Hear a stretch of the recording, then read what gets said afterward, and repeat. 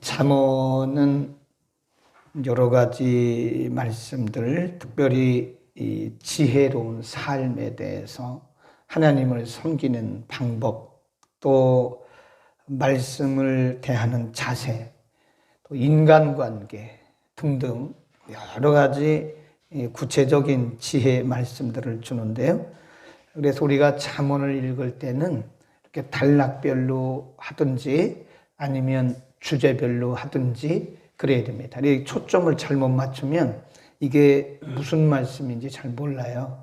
그래서 항상 모든 말씀이 다 그렇지만 이 잠언의 경우는 이 단락을 잘 나눠야 되고요. 그리고 주제가 뭔가를 빨리 파악해야 돼요. 아니면 이게 워낙 많은 말씀들을 하고 있기 때문에 이게 중심 잡기가 어렵습니다. 오늘은 23절까지 있는데 전체 주제가 뭐냐면 경건한 삶, 경건한 삶을 위하여 그렇게 쓰시면 돼요.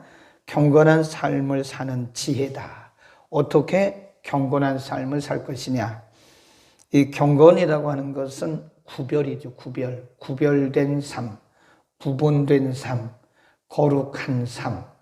어떻게 하면 우리가 하나님의 백성으로서 거룩하고 구별되게 살 수 있는가. 그래서 세 단락으로 나누면 돼요. 1절부터 6절까지 한 단락, 그 다음에 7절부터 14절까지 한 단락, 15절부터 23절까지 한 단락. 이렇게 오늘 5장은 단락별로 나눠져 있어요. 주제별로. 자, 그러면 우리가 경건한 삶을 살기 위해서 첫 번째 단락이 뭐냐면 1절부터 6절까지인데요. 2절에 보면 이렇게 되어 있습니다. 2절에 시작. 근신을 지키며 내 입술로 지식을 지키도록 하라. 근신. 우리가 경건하고 거룩한 삶을 살기 위해서는 근신하는 삶을 살아야 된다. 이 근신이란 말은 다르게 말하면 절제입니다. 절제. 온전한 정신. 신약에 보면 사도 바울이 근신이란 말을 많이 써요. 근신하라, 때가 가까우니라. 근신이란 말은 절제, 그런 뜻입니다. 그래서 3절에 보면 대저 음녀의 입술은 꿀을 떨어뜨리며 그 입은 기름보다 미끄럽다. 음녀는 원래 자기 부인이 아니죠.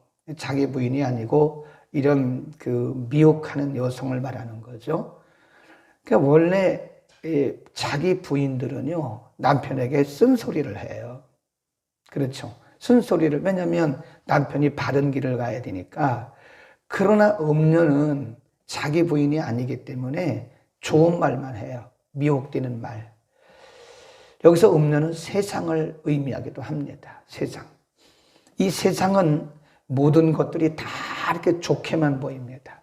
그게 미혹이죠. 그러나 그게 결국은 영적으로, 육적으로, 혼적으로 멸망하게 하는 것들이 많아요. 그래서 2절에서 근신을 지키라고 말하는 거예요. 거기 보세요. 3절에 대저 음녀의 입술은 꿀을 떨어뜨리며 그 입은 기름보다 미끄러우나 4절 나중은 쑥같이 쓰고 두 날 가진 칼같이 날카로우며 그 발은 사지로 내려가며, 이 사지로 이 말은 죽음의 길, 그 말. 죽음의 길로 내려가며 그 걸음은 음부로 가가니 그는 생명의 평탄한 길을 찾지 못하며 자기 길이 든든치 못하여도 그것을 깨닫지 못하느니라. 그래서 근신을 지켜라. 우리가 경건하고 거룩한 삶, 구별된 삶을 살려면 우리는 절제해야 된다. 모든 일에 절제. 절제하지 못하면 우리가 경건하게 거룩하게 살 수 없는 거죠. 먹는 것도 절제, 입는 것도 절제, 자는 것도 절제, 인간관계도 절제, 말하는 것도 절제, 생각하는 것도 절제. 이게 절제래, 절제. 네. 절제란 말은 다르게 말하면 밸런스를 맞추는 거예요. 균형을 맞추는 겁니다. 우리가 음식이 아무리 맛있어도요, 그 음식을 계속 먹으면 폭식을 하게 돼요. 그러면 이 몸이 망가집니다. 아무리 맛이 있어도 어느 정도 먹으면 숟가락을 딱 놔야 돼요. 그게 절제입니다. 되게 보면 이 폭식하는 사람들은요, 맛있는 것만 먹어요. 그러니까 이 몸이 망가지는 거예요. 때로는 쓴 것도 먹어야 되고, 단 것도 먹어야 되고, 딱딱한 것도 먹어야 되는데, 자기 입맛에 맞는 것만 먹어요. 그럼 그게 절제가 안 되는 거죠. 그러면 몸의 균형이 깨져버려요. 인생의 모든 것이 그렇습니다. 아무리 좋은 것도요, 절제를 해야 됩니다. 아무리 좋은 것도 절제를 하지 않으면 그게 영적으로, 혼적으로, 육적으로 망가져요. 그래서 제가 항상 하는 얘기가 밸런스를 맞추라는 거예요. 모든 것에 균형을 맞추라는 거예요. 네, 균형. 네, 우리가 모든 것이 마찬가지예요. 이 신앙생활 하는 데서도 내가 좋아하는 것이 있다고 그것만 하면 안 됩니다. 거기에 집중하게 되면 나중에 이게 균형을 이루어서 열매를 못 맺어요. 그러니까 모든 면에 있어서 절제. 그래서 갈라디아서 5장에 보면 성령의 9가지 열매 가운데 하나가 절제입니다. 절제. 온유와 절제니라 그러잖아요. 맨 마지막에 열매가 이 절제입니다. 절제. 근신. 근신하는 그 믿음이 매우 중요하다. 그 다음에 두 번째, 경건한 삶을 살기 위해서는 거기 7절부터 14절까지 쭉 나오는데요. 7절, 그런즉 아들들아 나를 들으며 내 입에 말을 버리지 말고, 8절 시작, 내 길을 그에게 멀리하라. 그 집 문에도 가까이 가지 마라. 그 집, 이게 누구냐면 악한 자예요. 악한 자. 악한 자에게 멀리하라. 악한 자의 문에 가까이 가지도 말라. 9절, 두렵건대 내 존용이 남에게 잊어버리게 될까 하고 내 수완이 잔보자에게 빼앗기가 될까 한다. 두렵건대 10절입니다. 타인이 내 재물로 충족하게 되며 내 수고한 것이 외인의 집에 있게 되게 다 뺏긴다는 거예요. 11절, 두렵건대 마지막에 이르러 내 몸, 내 육체가 쇠폐할까 할 때에 내가 한탄하여 말하기를 내가 어찌하여 훈계를 싫어하며 내 마음이 꾸지람을 가벼이 여겨고. 이게 쭉 내려가는데 한마디로 말하면 악인을 멀리하라. 악인. 악인을 가까이 하지 마라. 악인이 누구예요? 윤리적, 도덕적 악인을 말하는 게 아니에요. 물론 여기서 말씀하는 악인은 윤리적으로도 악한 사람을 말하죠. 도덕적으로도 악한 사람을 말하죠. 그런데 가장 악한 사람이 누구냐면 하나님을 부인하고 말씀을 멸시하는 자가 악한 자예요. 그러니까 하나님을 경외하지 않는 사람과는 사실 이게 친구하기가 어렵습니다.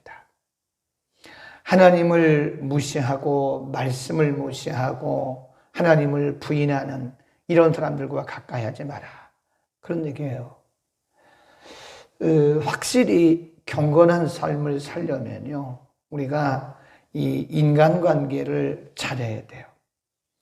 구별된 삶을 살려면 아무나 우리가 이렇게 친구할 수는 없습니다.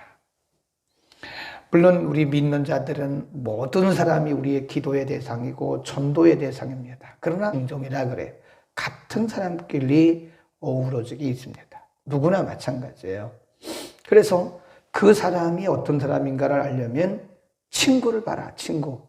그 사람이 주로 가까이 하는 사람이 누군가를 보면 그 사람을 대략은 알 수 있다. 그런 얘기죠. 그러니까 악인은 악인끼리 모여요. 틀림없습니다. 불경건한 사람은 불경건한 사람끼리 모여요. 경건한 사람은 경건한 사람끼리 모입니다. 그 참 신기한 게 사람은 이게 물과 기름이 합칠 수 없는 것처럼 물은 물끼리 모이고 기름은 기름끼리만 이렇게 붙는 성질이 있어요. 그게. 근데 사람의 마음도 그렇더라고요. 그래 악한 사람과 선한 사람이 하나가 될 수 절대 안 됩니다. 가치관이 틀리고 삶의 스타일이 틀리기 때문에 이 같이 갈 수가 없어요. 그래서 신약 성경 고린도전서에도 보면요, 악인과 멍에를 같이 매지 마라. 멍에. 팔레스타인 지역은, 이 중동 지역은요, 소 2마리가 끌어요. 항상 보면. 우리나라는 이렇게 꺾여가지고 한 마리 소 여기 목에다가 하고 이렇게 쟁기를 끌었잖아요. 근데 이 팔레스타인 지역의 멍에는 이렇게 일자로 됐어요. 일자. 그래서 이쪽 소 한 마리, 이쪽 소 한 마리. 소 2마리가 쟁기를 끄는 거예요. 근데 악한 자와 멍에를 같이 하지 말란 말은 같은 길을 가지 마라. 시편 1편에도 보면 복 있는 사람은 누구와 같이 하잖아요. 악인의 꾀를 좇지 않아요. 오만한 자의 자리에 앉지도 않는다고요. 예. 그러니까 하나님을 부인하는 사람, 말씀을 무시하는 사람, 경건하지 않은 사람, 이런 사람들과 우리가 함께하면 반드시 물들게 되어 있어요. 이렇게 보면 성도들 중에서도요, 이렇게 무리가 있습니다. 사실 한 교회 안에서 무리가 있는 것은 좋은 건 아니에요. 우리가 교회 안에서는 다 믿는 사람인데 우리가 이렇게 막 그룹을 져가지고 자기들끼리만 그러면 별로 안 좋은 거예요, 사실은. 그러나 또 이렇게 보면 그 자연스럽게 있는데, 중요한 것은요, 중요한 것은 이게 부정적이고 비판적인 사람의 무리에 들어가면 틀림없이 물들더 이상하더라고요. 안 그랬던 사람인데 한마디씩 한마디씩 거들다 보면 하나의 무리를 짓게 돼요. 그래서 결국은 별로 안 좋은 모습으로 살아가는 그런 걸 봐요. 그래서 이 마지막 때는요, 제가 늘 얘기하잖아요. 빈익빈 부익부의 현상이 일어났더라. 경제 논리에서도요, 돈을 가진 사람이 돈을 또 벌더라고요. 없는 사람 그거 힘들잖아요. 그러니까 있는 사람은 계속 있게 되는 거고 없는 사람은 또 참 어려워요. 근데 영적인 부분도 마찬가지예요. 영적인 세계도 보면요, 풍성한 사람, 은혜로운 사람, 성령이 충만한 사람은 사실 점점 더 성령이 충만해져요. 근데 이게 심령이 피폐한 사람들은 그 이상합니다. 왜 그런지. 심령이 피폐하고 은혜가 떨어진 사람은 좀 더 열심히 해서 이게 은혜가 충만해지고 그래야 되는데 그렇지 않고 점점 나락으로 떨어지더라고요. 그 왜 그럴까? 수수께끼예요, 수수께끼. 어쨌든 우리는 내 중심을 어제 말씀드린 것처럼 무릇 지킬 만한 것보다 내 마음을 지키라고 그랬잖아요. 사람이 마음 먹기에 따라 다르다고요. 그러니까 우리의 중심을 어디에 두느냐는 그건 내 결정이에요. 내가 어디에 중심을 두느냐, 내가 어떤 길을 선택하느냐, 그것은 하나님이 우리에게 주신 자유의지를 통해서 내가 결정하는 거지. 네. 그래서 우리는 악인과는, 우리가 악인들을 위해서 기도해주고 악인들을 전도는 할망정 악인과는 짝하지 않는 게 경건한 길을 가는 길입니다. 아멘. 그 다음에 세 번째, 경건한 삶을 살기 위해서는 매우 중요한 얘기인데요. 15절부터 23절 끝절까지인데, 너는 내 우물에서 물을 마시라. 이 우물은 가정을 얘기하는 거야. 내 가정에서 물을 마셔라. 내 샘, 이것도 역시 가정을 얘기합니다. 내 샘에서 흐르는 물을 마시라. 어찌하여 내 샘물을 집 밖으로 넘치게 하겠으며 내 도랑물을 거리로 흘러가게 하겠느냐. 이게 남편과 아내와의 관계에서 얘기하는 거예요. 그러니까 남편들은 자기 아내로 만족하라 이거예요. 여기 보면 17절에 내 물을 내게만 있게 하라. 내 아내는 내 아내가, 한 남편은 한 아내를 사랑하고 그 아내로 만족하라. 그리고 거기 보면 나누지 말라 그런 말씀 있잖아요. 17절 끝에 보면 타인으로 그것을 더불어 나누지 말라. 내 샘으로 복되게 하라. 그 다음에 16절 어찌하여 내 샘물을 집 밖으로, 이 말은 아내를 이렇게 방치하는 것을 얘기하는 거예요. 남편들은 자기 아내로 만족해야 돼요. 그리고 아내를 방치해서 타인에게 이렇게 해도 안 된다는 거죠. 경건한 삶을 위해서 그 뒤에 또 18절에 보면 내 샘으로 복되게 하라. 내 아내로 복되게 하라. 만족하게 하라. 내가 젊어서 취한 아내를 즐거워하라.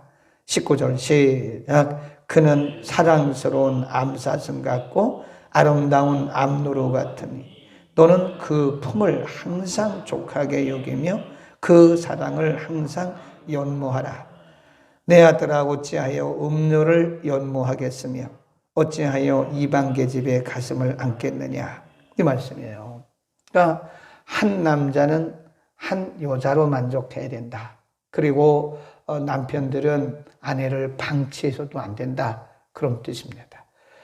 한마디로 말해서 이것을 아내와 남편, 남편과 아내의 관계로 말씀했는데 이것을 더 발전시켜서 요약하면 가정의 경건을 의미하는 거예요. 그러니까 우리가 거룩하고 그리고 경건된 구별된 삶을 살기 위해서는 이 가정이 경건하고 거룩하고 건전해야 돼요. 어제도 말씀드렸지만 이 사회 문제는 거의가 가정의 문제입니다. 이 사회에서 이렇게 문제를 일으키는 사람들을 보면은요, 대체로 가정이 문제가 있는 분들이에요.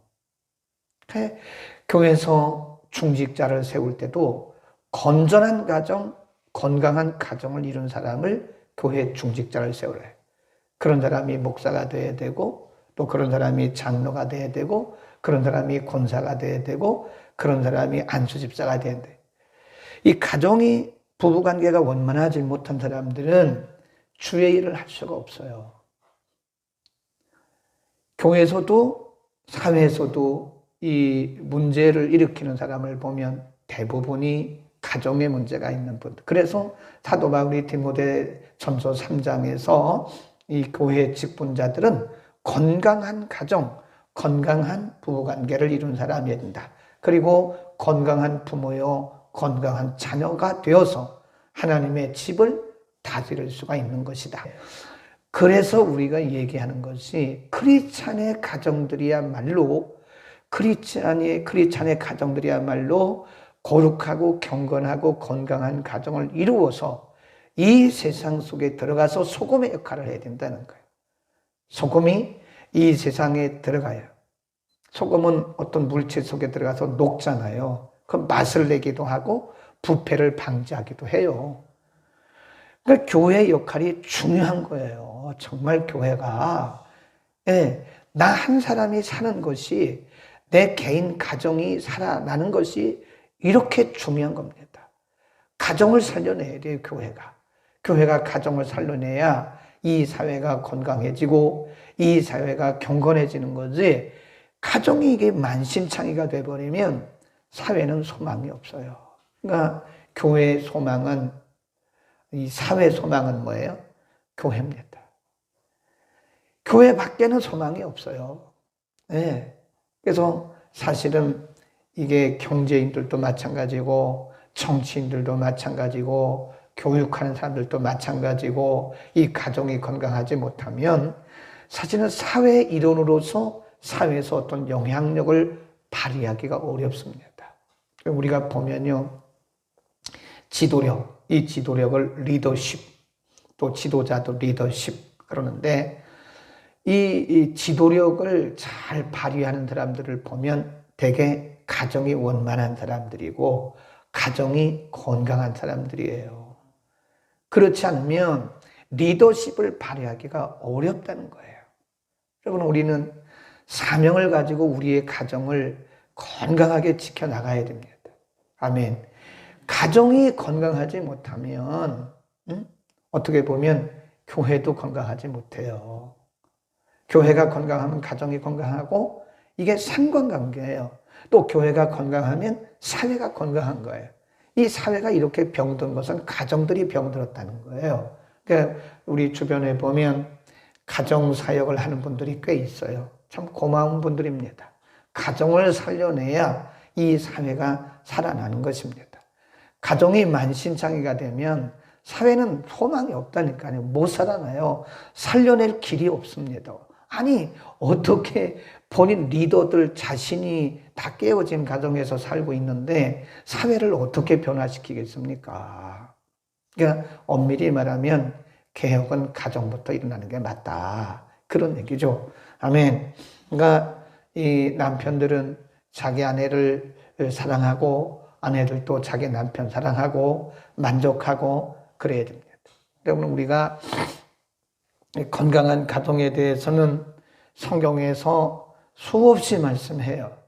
네, 특별히 신약에 와서는 이 건강한 가정, 거룩한 가정, 구별된 가정, 이 가정들에 대해서 말씀들을 많이 합니다. 오늘도 우리는 사명감을 가져야 돼요. 개인적으로 보면 내 개인의 문제지만 이게 개인의 문제가 아니에요. 내 개인 가정의 문제가 아니에요. 내가 건강해야 교회가 건강한 거예요. 그렇죠? 그래야 안 그래요? 되게 보면 교회에서도 문제를 일으키는 사람, 우리는 없어요. 그런데 다른 교회 보면 문제를 일으키는 사람은 거의가 대부분이 가정에 문제가 있는 분들이에요. 사회에서 문제를 일으키는 사람들을 보면 대부분이 가정에 문제가 있는 사람들입니다. 거의가. 다는 아니지만 대체로 가정에 문제가 있는 분들이에요. 아이들 보세요. 이 문제 아들은 보면 문제 가정에 있어요. 그러니까 그 아이를 탓하지 말고 가정을 치유해야 돼요. 가정 치유. 이 가정 사역을 통해서 가정을 치유해야 되고, 가정이 건강하지 않고는 이게 우리가 건강한 신앙생활, 건강한 사회생활 하기가 어려운 겁니다. 오늘 우리는 사명감을 가지고 거룩한 가정, 경건한 가정을 이루기 위해서 애쓰고 기도하시기를 축원합니다.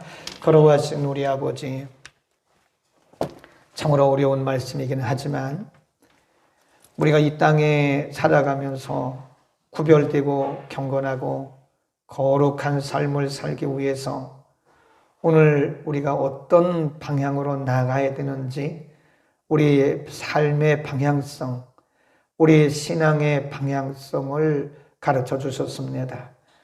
거룩하신 아버지, 무엇보다 우리에게 성령의 충만함을 주셔서 우리가 근신하고 절제할 수 있도록 은혜를 주옵소서.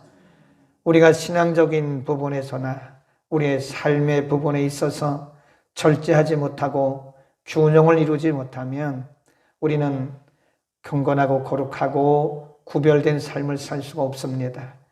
인간관계 속에서도 모든 사람들을 사랑하고 모든 사람들을 전도의 대상으로 삼되 우리가 악한 자와 더불어 짝하다가 우리의 길이 미끄러지지 않도록, 우리의 거룩한 길에서 벗어나지 않도록 하나님 은혜를 더하시고 우리 모두의 가정들을 하나님 축복하소서.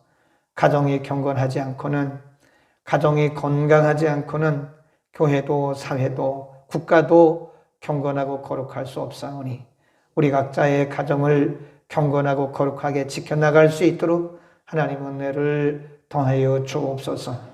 성도들의 가정마다 은혜를 주사 말씀의 반석위에 세워지게 하시고 하나님을 아버지로 섬기는 경건한 거룩한 믿음의 가정들이 되게 하여 주옵소서.